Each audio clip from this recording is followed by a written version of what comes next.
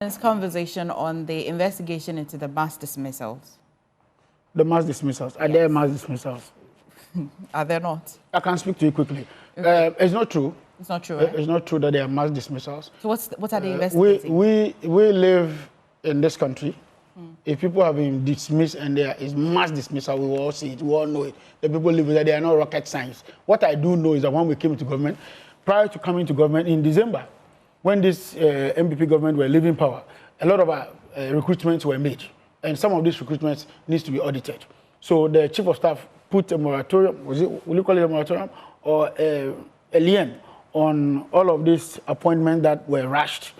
And some were recalled later. Some also, they had problems with their documentations and all that. So there's not been any mass dismissal like we saw in the collapse of the banking sector when the MPP was in power. We didn't see that.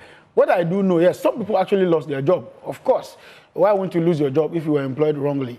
The Public Services Commission, the Civil Service Commission, and all those bodies have their own systems based on which people are employed and are engaged and all that. And then also there's the issue of clearance.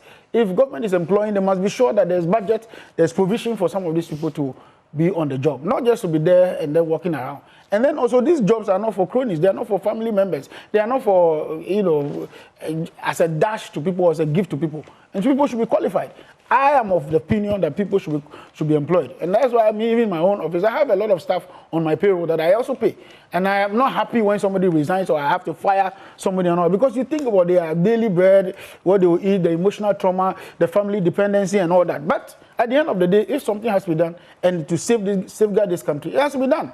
We won't collapse the economy because somebody thinks that you can just employ everybody and then everybody is there, no productivity, and then we're just paying them. That is what collapsed the economy under the MPP. And we're not in a hurry to get into that business.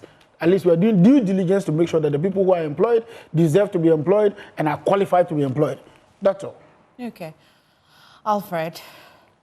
I'm sad this morning because, when you are debating, we get to know what the people think and how the government is thinking.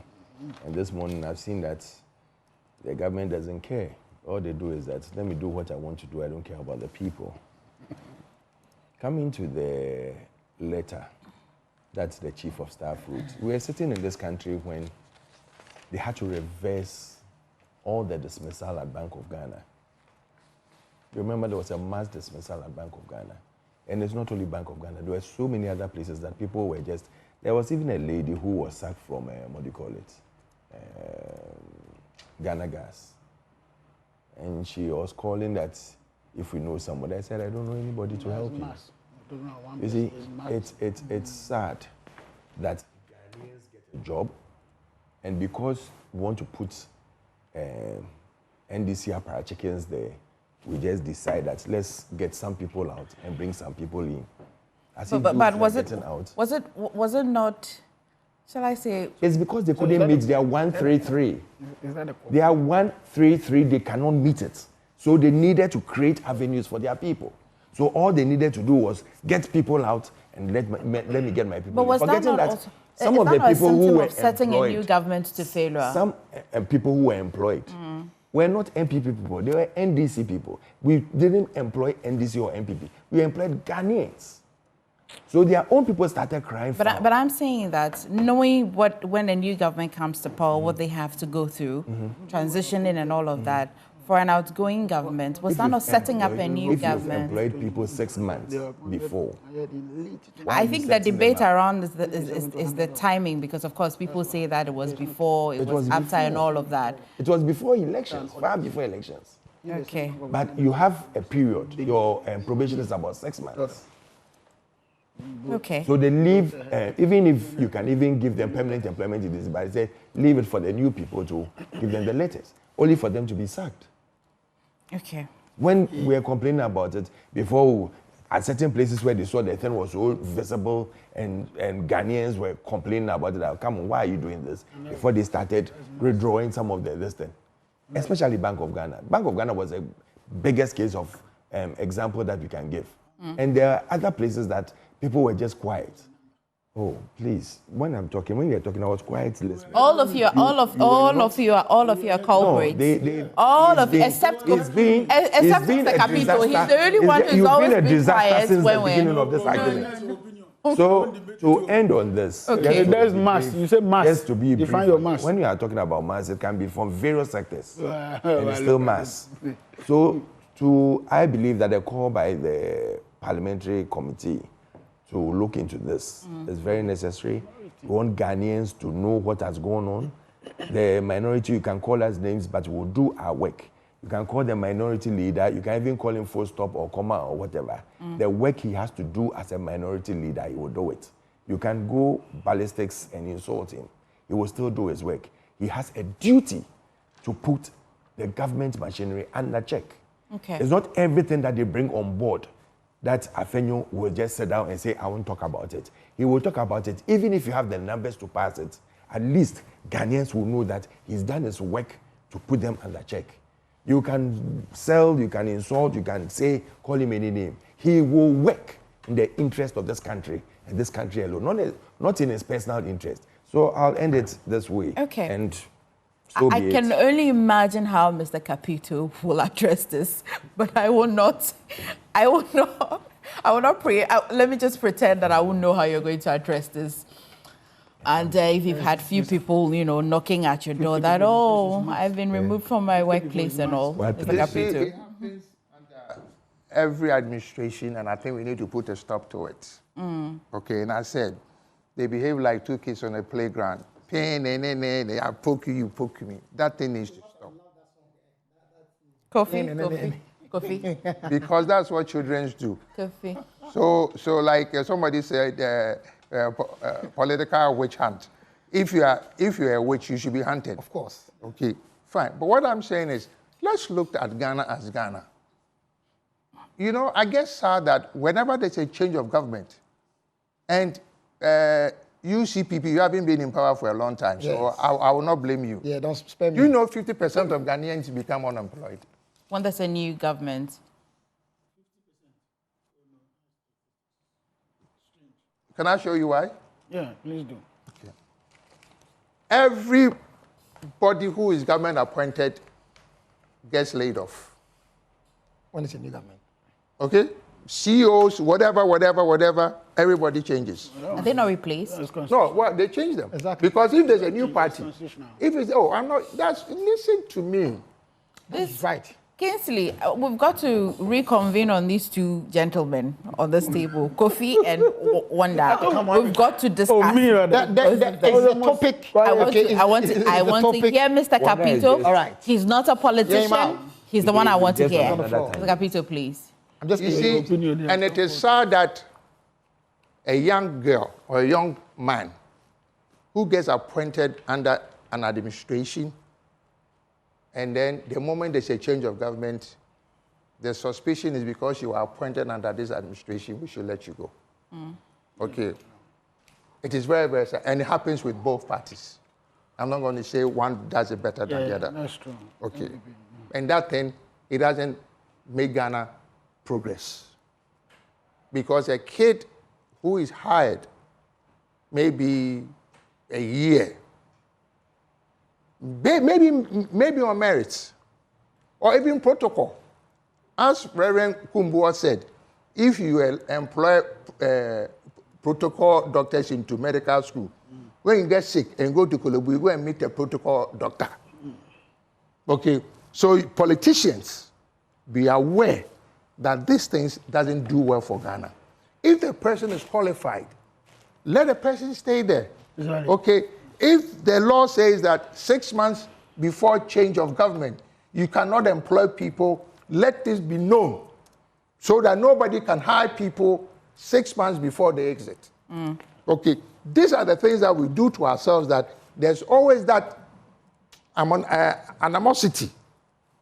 Young people are very, very, very saddened. And they come to me all the time. Oh, I was laid off. And also, the government should understand that if they say that you should seek clearance from finance before appointing, seek clearance before appointing. How's that difficult? No, it's not difficult. That's what they do. So why government in, government out? Why don't you just go through due process? I know. So we don't set these young people up. Yeah, and it is very, very sad. Now, I ask myself, does it really worth paying all the school fees for my child to go to university, only for them to come home and I'll still be the caretaker? And that is what is happening. When Ghanaian men blame the young men for doing Sakawa and things, sometimes I can understand the young men because they need to survive. And they accuse the young men for doing prostitution. I can understand. Because they finished school. Not that they haven't gone to school. They've done everything that they've been told, only to be let down by the system. Because once you get up, you come out of university, once you've qualified, once you've done all the proper things, you should be gainfully employed. Yeah. You don't need to go and connection, call people. Now you have a lot of fraudsters in the employment arena, promising people, I'll get you a job, pay this amount, and he knows that he can't do it. Look, Ghana, like I said, I want to see Ghana. Election time, you see, and this is what I find it very, very difficult. As Wonder and why do you want to single? No, I'm just making a point, including him. Okay, yes. Including him. But he's the biggest, including him. Biggest. Hold on. Look. Stop this thing about winner takes all. Good. Okay? That I agree. Where people who are most qualified are asked to step down. Then you bring somebody who cannot do jack to come and mess you up, and you don't understand. Look, they say, oh, he would sabotage the government. I think it's only an idiot who will say that I'm the governor of Bank of Ghana, and because there's a new administration, I'm not going to make sure that my profession is not protected. Kofi, what's the percentage of a government or an exiting government trusting that the person, how do we trust the government's decision to want to employ a person? Are you sure they do the due diligence?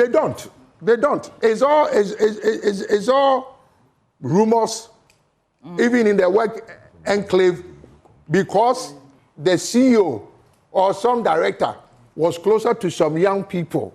That person, the young group, is viewed as they are anti the incoming government. So they come and they change. They come and they change. They sack them all over, every institution. They sack young people. And it is sad. You sack a young person, 26, 30 years of age. And if they are not lucky, for the next 4 or 8 years, they might not even get a job. Rather, let's create more opportunities to take more people in so that we can move on. Sacking people and bringing another people, there's still a deficit. Yeah.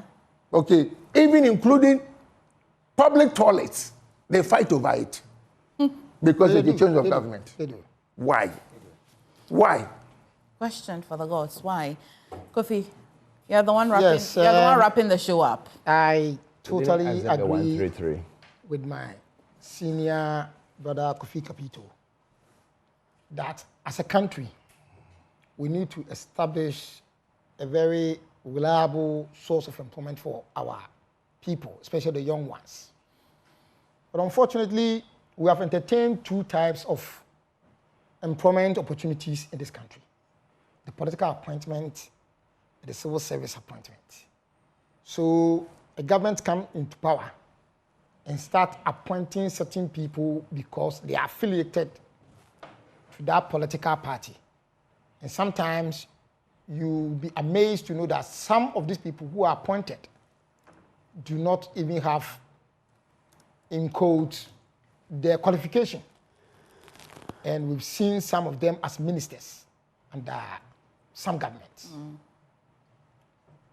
One of the governments I admire under the Fourth Republic, so far, previously, before this one, because this one is just a year, is the administration of Mr. J. Kufuor, His Excellency J. Kufuor. And I've always said that one of the reasons I think made President Kufuor's government very popular, and he was able to move the country from high indebted economy to a middle income earning economy, is because it had different people from even other political parties with different ideologies joining his government. For example, we had Papa Kosindio, we had Professor Kosan, we had Kojoama and other people. We have even Malamisa from the PNC joining as sports minister and all that.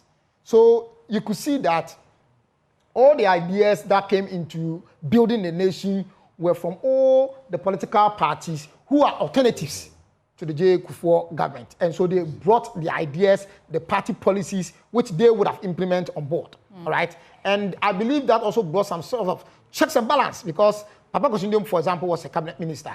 And I'm sure when President J. Kufuor that time was proposing his vision, Papa Kosindium could have suggested otherwise, okay? And it would have, settled with him. So we are the cause of this problem as politicians.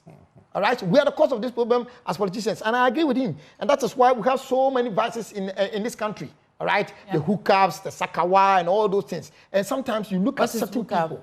Oh, yes. What is hookup? Yes. Oh, you do know better than I do. So I am not even going to go. I practice independence, fearless, and credible journalism. What is hookup? Okay, since you do that, I expect it's a term I can find. Yeah, exactly. Yes. All right. So you go to Google and you find it. Okay. So this one, let me, what is hookup? You just tell me. So by the time you should go there, okay. So the whole thing is that we need to really be sympathetic with our young people, okay? They are involved in certain vices, which is unacceptable in our society, not by their will, because they're hungry. Yeah. And it's painful. And you know what? Our employment structure, the strategy for our employment is bogus. We need to change it. Okay. Look, for example, let me give you something, I learned from somewhere. Learned in 30 seconds for me. You go to a place like UK, all right? And a government worker has about 2 days off and some hours to work. Okay, it says 4 hours, 5 hours, 6 hours. What it means is that when that person is off, somebody else's take over, okay, and continue from there. Now, in this country, somebody works from Monday to Friday, and works sometimes 8 hours, some even go to 12 hours, all right? So they are occupying all the space. You understand my point? So one person is doing everything. Meanwhile, there's an idle hand. Sometimes these people get tired and they play around. They play around. So what we need to do is that we have to re-strategize about the employment system, okay? Where we can, people who are being employed by government, all right, can have some days off so that others can be also introduced, all right? Okay. Now, my brother Thompson was talking about employment and the need to create one and all that. Fantastic. But when did he realize that? In 2016. When the 133 didn't work. Their manifesto. You are talking about 133. Sometimes you guys are very funny. In 2016, your manifesto had a theme. The theme of the MPP manifesto then was that change agenda for jobs. How many years down the line? 9 years, right? Yeah, okay. I'm asking them, where are the jobs? They told us that we should give them money. They are going to do factories in each region, which is 1D, 1F. Do you remember that? You remember 1D, 1F, right? Yes, I do remember. I am asking them, where are the 1D, 1Fs, and what is their contribution to the total GDP of this country? Question it's a good place to land. It's a good place to land. It's a good place to land, Kofi. What do you think? But the hookup. I'm a consult. In ending the conversation, let's say thank you so much to Kofi Capito, CEO of the Consumer Protection Agency. Somebody has elected himself to tell us the meaning of hookup. Wonder, you searched it. And Alfred Thompson of the NPP communication team. Wonder Madilo is development analyst and member of the NDC communications team, and Osei Kofi Akwa is national director of the director of communications CPP. But now, if you check the meaning of hookup, Oxford Dictionary describes this as link someone or something to an object, especially electronic equipment. That's by the Oxford Dictionary. Now, the informal meaning of it is, yes, engaging in casual sexual activity, put someone into contact with somebody else. But anyway, so that we get jobs, so that young people would not have to do hookups. Thank you so much. Please stay this more on the show.